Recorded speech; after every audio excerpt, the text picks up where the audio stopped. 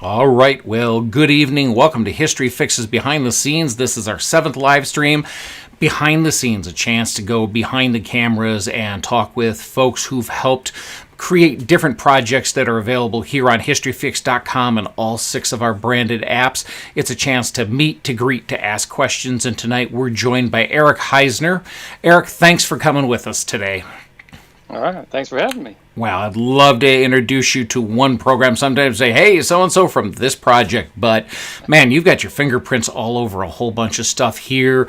You've directed Friend of the Devil, but we're going to talk about some other projects that you've worked on with other folks here. Before we get into it, folks, if you're asking what History Fix is a streaming platform where you can find history, and those of us who like producing it find history to be stories. Maybe it's a true story, maybe it's fictional, and history is a place to escape. Like we say, come escape into history with us.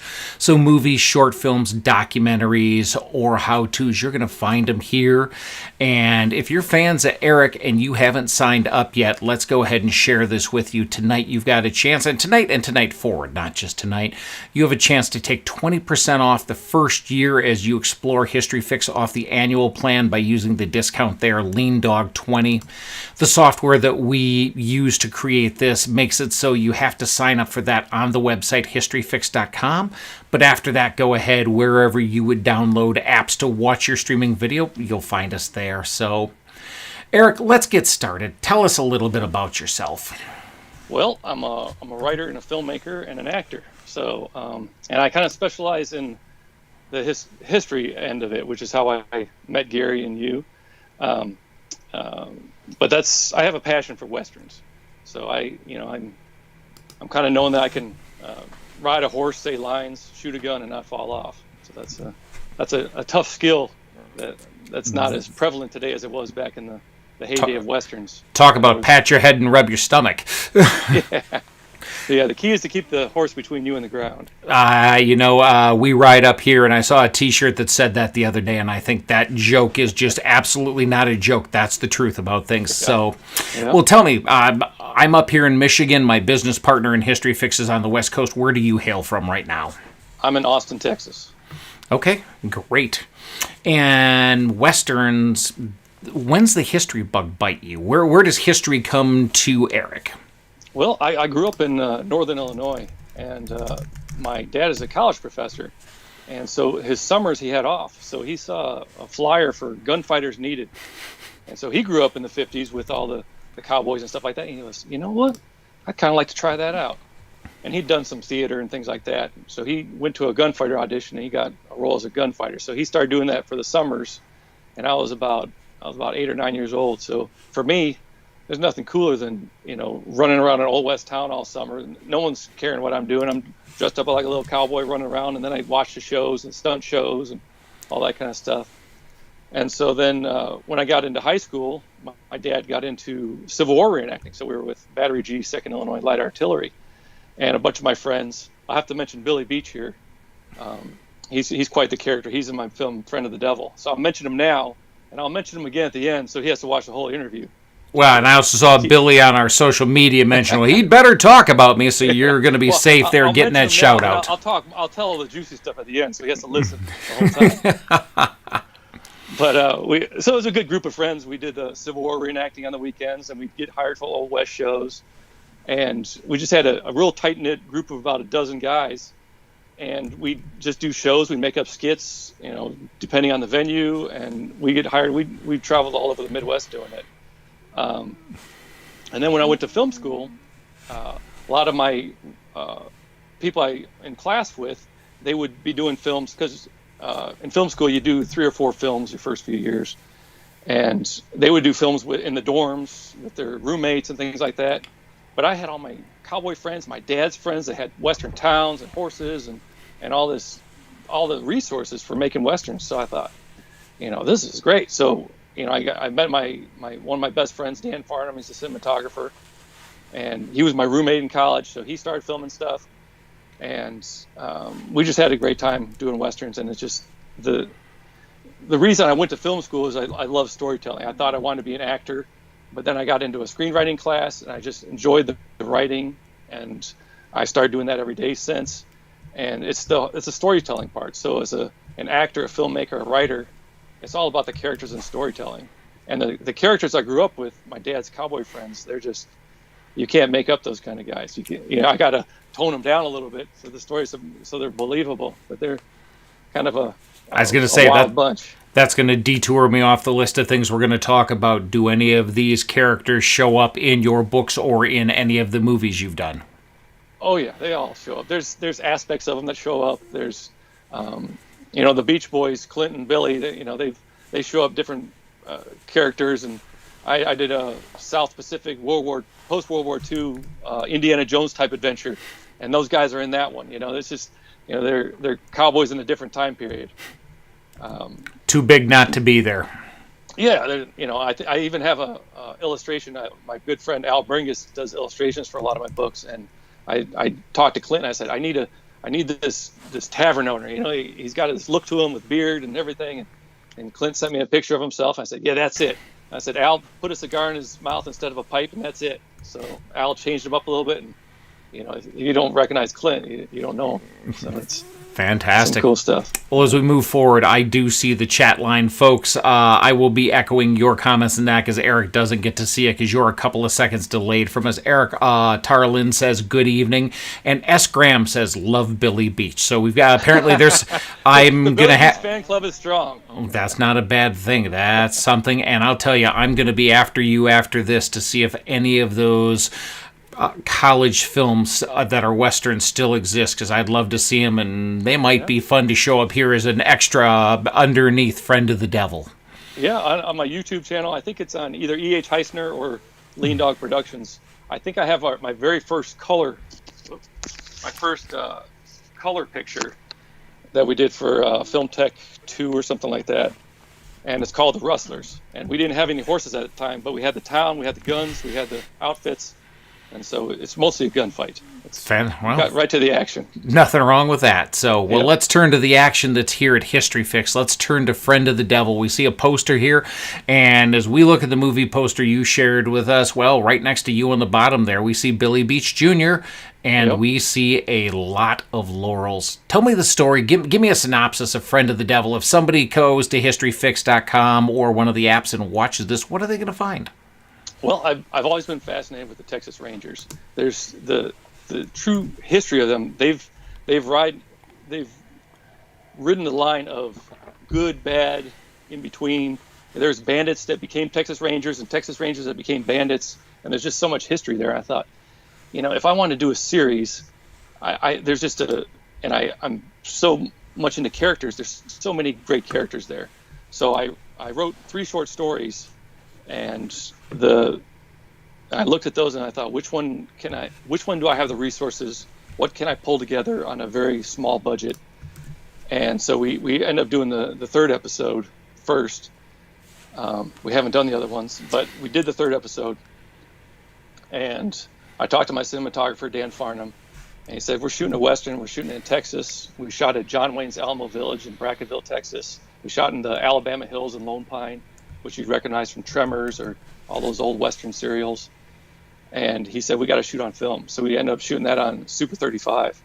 Wow. And it cost a little bit more, but what it cost us in the film processing and the purchase of the film and all the editing, we made up for. There's so many people that came on the project. All Dan's crew, they came on, they volunteered.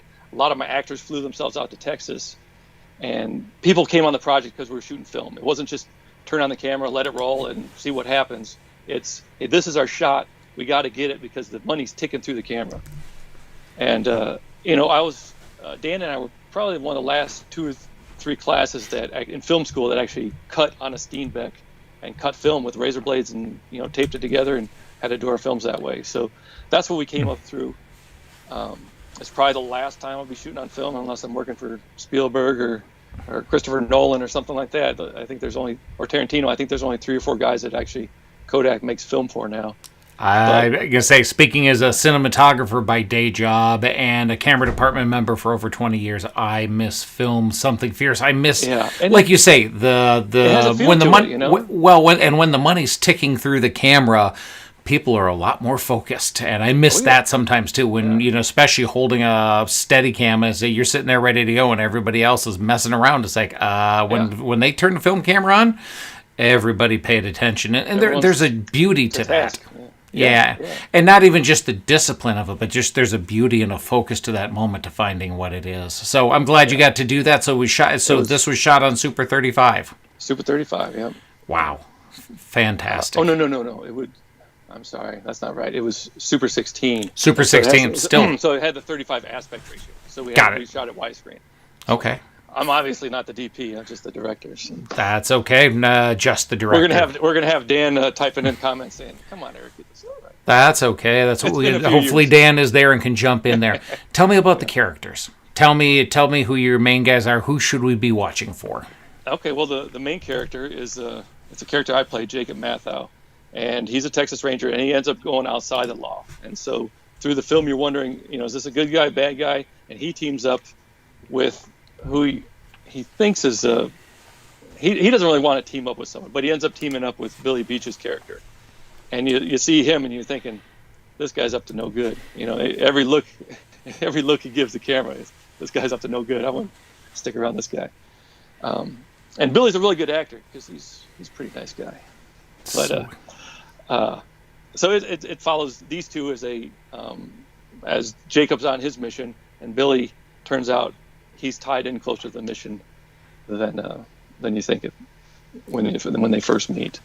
So it's like a 20-minute pilot, and it's it's gotten me so much work. I was part of I still am, I guess, part of the Algonquin Cowboys. It was a lunch group in L.A. and it was put together by Rob Ward. He does Word on Westerns on YouTube. He's got a bunch of great interviews on there, but he'd invite. Ernest Borgnine was there, Hal Needham. I got to, have lunch with these guys. And for me, that was like graduate school for film. I'm good friends with Bruce Boxleitner now. He did an excellent blurb for one of my books, Seven Fingers of Brazos. Wyatt McRae, he's Joel McRae's grandson. He actually is refurbishing Joel McRae's ranch up in, I guess it's Thousand Oaks.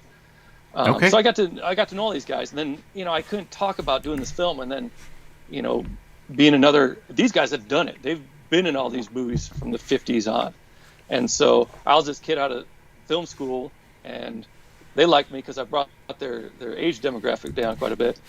And so, when I was doing this, I had to follow through on it, because I just didn't want to be the guy that talked about it and never got it done.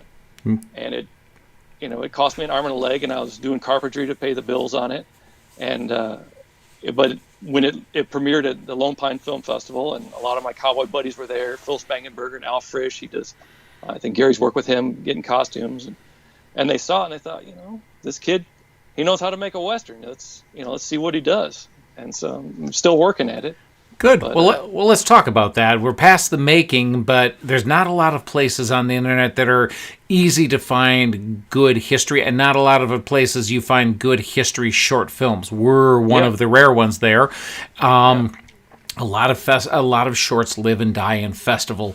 When we look at this movie poster, there are a lot of things with laurels around the edges, and I can tell folks who don't know those are all film festivals, and this is a fantastic list of festivals. Talk to me about your festival run and what it was like. The festivals, that's a whole nother job. It's as a writer, you like writing the book and everything, you think that's what it takes to be a writer, but then there's a whole other marketing and publicity. And for independent film, you can make the film. I know the guys that can make the films, but to sell the film and to get the next film going, that's the skill. That's a whole different ballpark. So the festival, if you don't get the film out there for people to see it, it's a vanity film. So I guess it was about 2 years. I went to every festival that we got accepted, and yeah, pretty much that we got accepted to. That was in the United States. And I went to the film and I networked with people, and a lot of people asking me for jobs. And I'm thinking, oh, that's not what I'm here for. But I've met a lot of people that I'm still in touch with that are making independent films, and they're moving their way up the ranks. So Fantastic. that's the way, that's what film school is about, is meeting the right people that you want to work with. Film festivals is another way to meet people and work, raise the bar each time you do a project, because Well, Netflix isn't going to sign you up right away. So you got to earn your spurs. let's talk about another film that you worked on. This is one you acted in, and you play rather a well-known character. Talk to me about West. West. Okay, that one, I got that job through my agent, my acting agent at the time. He called me up and said, "Hey, there's this little Western. They want you to play Wyatt Earp. You got your mustache still?" I said, "Oh, I got it. Yeah." So he goes, "You comfortable riding with them and all that?" I said, "Yeah, sign me up." And he said, "They're not paying much, but it's down near San Diego, up in the mountains there." And so, let's see. I talked. So I didn't even have to audition for it. I ended up talking to the director producer, and they asked if I had any other friends that rode horses. And so I thought of my illustrator, my good cowboy pal, Al Bringus. And so I said, well, he's good on a horse, and here's a picture of him. So I submitted that to him. And I said, oh, he'd be great for Turkey Creek. So the cool thing about that project is Luster Bayless at I think it's Great American Costume, a Great Western Costume, or Western Costume. It's his costume company. But Luster Bayless did the last dozen John Wayne films. Mm-hmm. And so I got to go in there. He outfitted me and said, Wyatt Earp, we're going to, set you up the classic version. Yep. So he outfitted me in the whole outfit. I got to use my own neckerchief. The funny thing I found out later is my friend Harlan Glenn, who I've worked with over years between history and World War II history, actually was your on-set costumer. Oh, nice. Okay. Yeah, it was a great crew. It was a lot of fun. I think we filmed 3 days on that, and it was, they put us up, fed us, and it was, it had good horses, it had good wranglers. Thel Reed was the armorer, so it was his daughter that got in a little trouble with West. Yeah, well, let me ask you this. As we look at this, West is another project that's here on History Fix. Mm-hmm. Is there a difference as an actor portraying a real character and bringing somebody real to life versus playing a fictional cowboy? You're playing Wyatt Earp now. This isn't somebody's imagination. This is somebody we know, and somebody who's been portrayed by people with really deep chops as actors. What's it like preparing for that? Well, I actually been preparing for that one for 20-some years. When I was doing the Old West shows just after high school, when I was going to college still in Illinois, we had a place at Midway Village, and each one of our events in the summer was the shootout at the OK Corral. We did the shootout at the OK Corral and the Jesse James raid. So I was cast as Wyatt Earp in that. So we had a great script, and I had done a lot of research about it.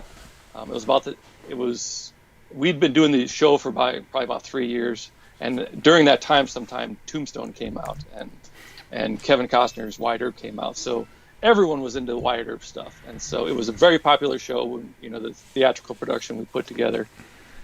Billy Beach played Doc Holliday. Clint Beach played Ike Clanton, so I got to pistol whip him. My brother played Morgan, so he grew his mustache out, and people couldn't tell us apart hardly.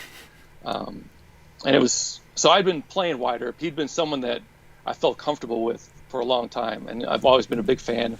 I'm a True West maniac, so I got a lifetime subscription to True West magazine. And they cover the heck out of Wyatt Earp, and so I've done a lot of research about Wyatt Earp. I've seen a lot of actors do great different interpretations of it. I like some of them, and don't like some of them, but he was a complicated guy. He was just a normal guy. He wasn't a good guy. He wasn't sometimes a bad guy, but he was doing the best he could with what he had to work with on the frontier, and then be able to portray him. It was real cool. It was a real cool experience. Great. And we had great horses. I got to thunder up and race into the scene and have a gunfight with. What was it? I think it was Curly Bill we had the gunfight with. I think that's the scene. It almost feels like West almost picks up right at the end of where Tombstone is. If you're looking at the timeline, if you're looking at the historic story or where these characters are, it's almost like West is at the very end of Tombstone. So then, for me, that was fun to take a look at. For Wyatt Earp, it was who's the good guys here? Because there's warrants out for these guys, and there's warrants out for these guys, and no one's bringing them in alive. It's just an excuse to move forward their political agendas. That's absolutely. Exactly. So, well, let's take you to where you started. You mentioned Civil War reenacting at one point in time. We've talked about little movies. Let's talk about one of the big ones in history, at least in Civil War history, the movie Gettysburg. Yeah, that was, I think it was maybe just after my junior year of high school.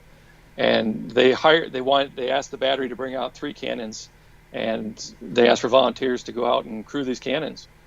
And so one of the Beach Boys he went with, and my friend Kirk that I do some carpentry with occasionally, he went with, and it was a great time. We were out there for 2 weeks, and I don't know how many thousands of people were out there. There was, they just brought in truckloads of food.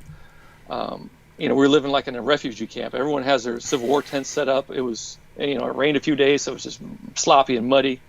And I was just having a great time. You got some of the older guys started grumbling, so they brought in, I think, 50 kegs of beer one night. It was just, I was gone in an hour.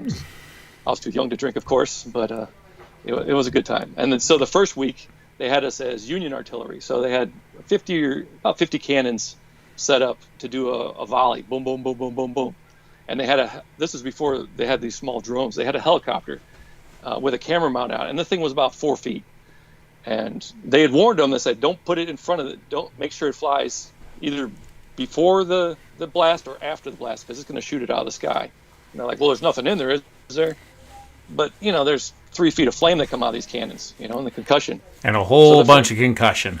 Yep. So the first shot, boom, boom, boom, boom, there goes the helicopter. Woo, goes crashing. Everyone's cheering. So that the helicopter was out of commission for that day, and they just did put the camera on sticks and stuff. It's interesting to have this conversation tonight live, because Gettysburg, I thought I was going to law school after high school. I think I'm a year older than you, because I had just graduated from high school, and I was with my reenacting group in the infantry the week of Pickett's Charge. I saw that cannon come out of the sky. I have friends who were on a gun somewhere near yours, a really good buddy growing up, and his entire family. And we have this conversation live when this weekend in Gettysburg they will celebrate the 30th anniversary of this movie releasing. And we were on the actual battlefields, And all these reenactors, these guys are historians. They know their stuff, and for a 17-year-old kid, this was cool. This is having the best historians making history really come alive with, being. So the first week we were on the Union artillery. Second week we were Confederate artillery. But they had us so suited up and everything. It looked like we were in blackface that you couldn't recognize us. But it was an amazing experience. And I think we did have one weekend off in between that we got to tour the battlefields, different battle sites and stuff like that. So a few people from our company went around, about a dozen of us, and to see all these sites, the actual sites, it was just amazing. And we're in our Civil War outfits that are all dirtied up and everything. We look like ghosts come out of the battlefield. Well, let's take you out of a battlefield and go to a documentary about a small area. Let's talk about a documentary that's not yet done, but we look forward to seeing. Let's talk about Before the Lighthouse. Yeah. Gary had been talking about this project for quite a while. And I thought, well, everyone's got a project that they want to do, and it sounds like a big project. I don't know if you'll ever get to it, but when you do, I'm there for you. And I started hearing that, okay, he's shooting a few things. He's got some of his reenactor groups out on the East Coast, and his folks are on Chincoteague, and so he's filming a few things. And then my buddy Chad, he's like, well, I'm going out and playing this, John Lund, I think it was, and so I was like, oh, that's cool. And so then I got the call. He said, well, how would you like to play? I think his name was John Wheaton. Is that correct? I believe so. But it was a true life character. And so I'm like, okay, that's, I looked him up, I read his bio. That's great. And then I found I don't think it was a photo of him. I think it was a sketch of him. He's got the Abe Lincoln beard. And I thought, well, that's a goofy beard, But then I did the research on it, which is the fun part of being these characters, you do the research, and that was a thing because they're, the president was kind of the model of society. This is the good old days when people looked up to the president, and you wanted to, he emulated what the fashion was, and I think that's probably why my character had the beard and was in style, and maybe that's why the president had the beard, because it was in style. So I grew my beard out, and then when I got on set, I had to shave the mustache, and I don't miss wearing that beard, but okay. But it was a fun character, and I got a lot of dramatic scenes. When you see the chunks of dialogue, some actors are like, "Oh, I just love all this dialogue." I thought, I drove out to set, so it was a 3-day drive out there. So I had a few days to memorize my lines, but it was a real good shoot. Gary runs a real tight set, and it was just everyone was there because they wanted to be there. Was excited about it. Jody, our costumer, she really knew her stuff. She's been on so many projects, and I brought a lot of my own gear, and so I was proud to show her the stuff I put together. And she's like, "Oh, I like that, and here, let's change this up with mine, and try this hat." And it was just fascinating to work with people that are so good at their job. Good. Well, that's not your first time working with director Gary Hub. You worked on Return to Los Angeles. I've seen that here, and we thought we have that here on History Fix. Go ahead and talk to me a little bit about this. Well, this one, Gary's like, "Well, you're always playing the good guy, aren't you? I think you'd be a good bad guy." And I thought, the bad guys, they're the ones that have all the fun usually. The good guy has to be the stoic and just take it until he won't take it anymore. So he gave me the script and everything. I'm looking at it, and he's like, "I want you to really grow it out. And the week before we shoot, just don't shower. Just really scuzz it up. I want you to."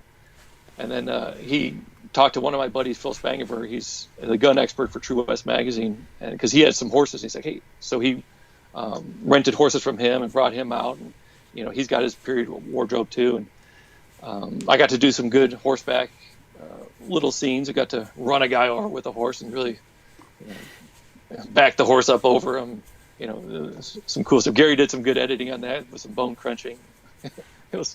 And I got to just be the bad guy and be the jerk, and slap the guy around in the general store and get my bottle of whiskey and do whatever I want to do.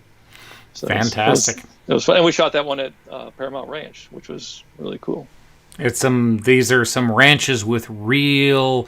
They've got their own history. Some of these movie locations, some of these movie ranches, but right now you're working to bring another one available to us. I guess there's something. I guess growing up on an old West cowboy town, running around summers, really got into my blood because, when I go to Paramount Ranch, the history of it, and any book I can get about locations and all that, old Tucson and the Alabama hills with the rocks. And so when we moved out of California, we ended up selling our house there, and I said, we can pay off our mortgage here in Austin, or let's do something that the whole family can enjoy. And so we ended up buying a ranch in Llano, Texas. It's about an hour and a half from Austin, a little bit northwest, and it's got great rocks. It's got the big boulders like Lone Pine. I got 2 sandy creeks that run, and so I found a spot, and I'm like, it's on 173 acres, and I'm like, I could build a western town here. And I started looking at my books that I've been wanting to make into movies, and Along the Presidio has been one, which is actually kind of a Wyatt Earp story. I've kind of been with the Wyatt Earp stuff so long. I was watching My Darling Clementine, and which is a great John Ford movie, but it's a terrible Wyatt Earp story. And I thought, this I want to do a Wyatt Earp story that, the guys that come to town and they clean up the town, but it doesn't have to be Wyatt Earp. It's been done really well with Tombstone and Wyatt Earp. I don't want to rehash that, but I want to bring different characters into that. And so, I actually heard, I think it was a Howard Hawks interview, talk about Rio Bravo, and he said that he had met Wyatt Earp, and that's why they did Rio Bravo. It's kind of a Wyatt Earp story. And so my Along the Presidio is in the same vein of a kind of a Wyatt Earp story. And so I'm building the town for that feature film. And while I'm building sets, slaving away, doing some carpentry, I'm also doing a short series called Rio Concho. So we got about 4 episodes in the can. Still have to do color correction and music and sound effects and stuff like that. But we're filming it because you could sit around and wait for the projects to come to you, or you can just chip away at it. Gary Hub was an inspiration for Before the Lighthouse. I saw that, hey, he's chipping away at this. He's got this huge vision that he wants to bring together, and he's just taking it piece by piece by piece, and eventually he's going to have it. And that's just like my writing with a book. I write every day, and I've been doing it for the last 30 years. And that's not one book. It's not much, yeah. Yeah, and that's not one book. You've got multiple books authored, so we're not. We say it doesn't now. Yeah. But fantastic. It adds up if you do it. If you keep doing it and you make it part of your life and make it a priority, it adds up. And so this film for Rio Concho, I write the next episode. What kind of sets do I need? So I just finished a Stagecoach Depot. I have a miner's shack. My son, he's like, well, if you have a miner's shack, you have to have a mine. So I said, well, you dig it. And so we found a cool spot next to this rock, and so he's digging that out, and I'm helping him, put up the structure around it. And I'm like, okay, we'll write that into the Rio Concho. Oh man, what great family affair! I can't wait to see more of this as it comes together. Yeah, and we got a thing on Patreon going, so we got a few people that are supporting it. And so every week that I go out there, I take pictures. I'll do a video introducing stuff, the new projects, because I'd like to. Someone's like, well, you should do a documentary of it. Well, I'm not a documentary filmmaker, but I know how to record the footage. So while I'm out there, while I'm doing it, I'm getting the footage, and then maybe once we're doing Along the Presidio, I meet a documentary filmmaker and says, hey, how'd you get here? And it's been a long, hard road, and check out my Patreon, Gemini Movie Ranch, and see the steps to it. Because if you look at the big picture of the finished thing, it's like, wow, how would anyone ever do this? But if you look at the week by week pictures and videos, it's a building thing, and it's just like the writing, it's just like the filmmaking. If you chip away at it and you keep it and you make it a priority, it'll get you there. It gets you there, and it also work begets more work. Fantastic. People that know I'm doing a film, that I've been hired for acting gigs because, hey, I know you ride a horse, or hey, I heard you're building a town, things like that. So it's a great. At the very least, it's a networking tool that makes me a more colorful character, I guess. Good. Well, as we've been talking, Bruce Avery has checked in here with a whole bunch of letters that maybe it's one-letter code you can figure out later on, but I'm not quite sure. Oh, no. And we got hands in the air from Chad Bianco. So some folks Chad's checking in Missouri here. Now, he's got a starring role in Before the Lighthouse, and he did a fantastic job.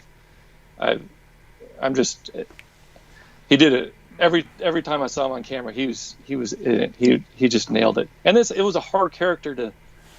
It's not an everyday modern type person. This guy, the character he played, really went through some hardships, and Chad really brought some humanity to that character. It's some cool stuff. Great. Well, we'll look forward to seeing that as that project finishes up. I'm not seeing a lot of questions. See a lot of people chiming in, saying hello, which is great to have some social and some community here. Let me ask you, anybody who's been with us on the live streams knows that we end with a couple of questions. We're going to add a new one this week, and that is, what is one cool historic thing you've done in the past week? To shooting a .45 Colt count?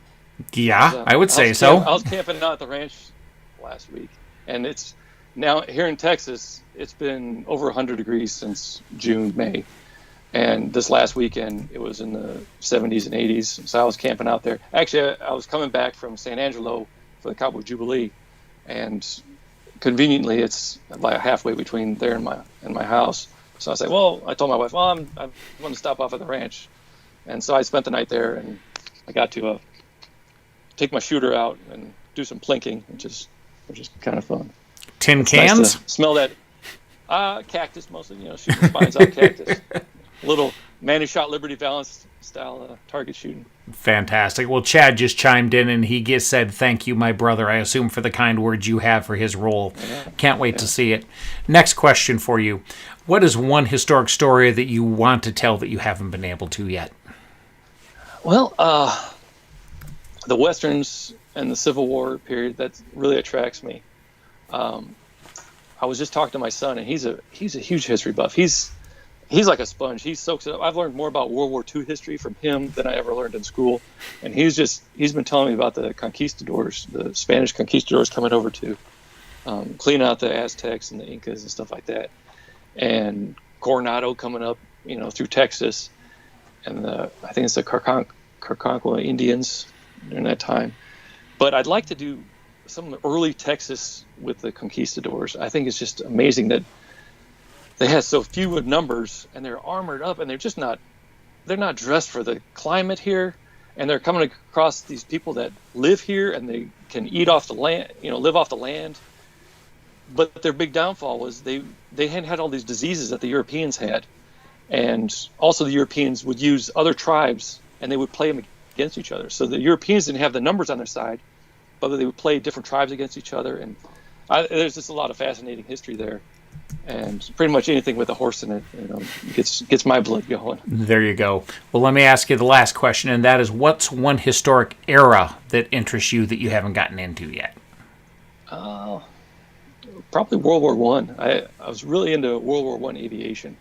And so I'll probably end up, in the next few years, I'd like to do a book on World War I aviation. You know what? As much as you're Mr. Let me ride a horse, I want to see Eric write an aviation movie, because what is the horse? Where's the speed in World War I? It's in the air. It's the same thing on another that was century. A new frontier, yeah. I want to see what you can do with it.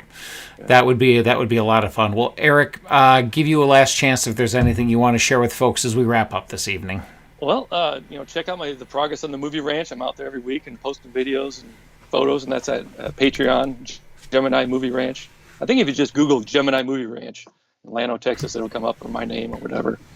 I have a website, Lean Dog Productions. There's a mailing list. I send out a newsletter, what I'm up to. Twice a month I'll send out, what I'm up to, and I give out free audiobook codes. When my book goes to audio, they send me a bunch of free passcodes, and I'll give those out. I just kind of keep people updated on what I'm doing, and good. I'm just, the artistic type, just chugging away and good, having a good time. Well, we have meeting great people, working with great people. Excellent. Well, we had a question come in here. Tarlin says, "What's been your favorite project to date?" We've talked about a bunch. What's been the favorite one?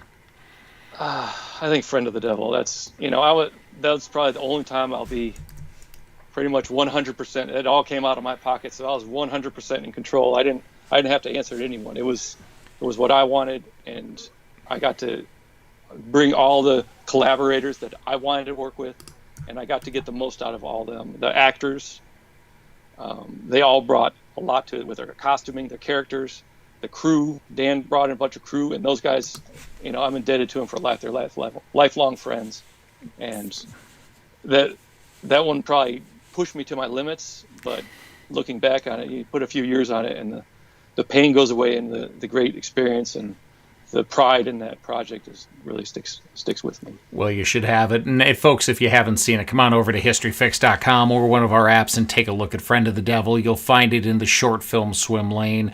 You'll find it in the Western swim lane, because, of course, Westerns are history, and we want you to come escape into history with us. Eric, thanks for spending some time visiting this evening with us. Really appreciate you bringing the stories behind the stories. So thank you so much for being with us. That's what makes it interesting. That's what brings the flavor to it. Right? It makes it fun. So, folks, we'll say thanks so much for joining us. Come on back with us next week. We'll release tomorrow who next week's guest is here on History Fix Behind the Scenes. Until then, we'll leave you with a chance to catch that discount code one more time, and we'll see you next week. Have a good evening. Thank you.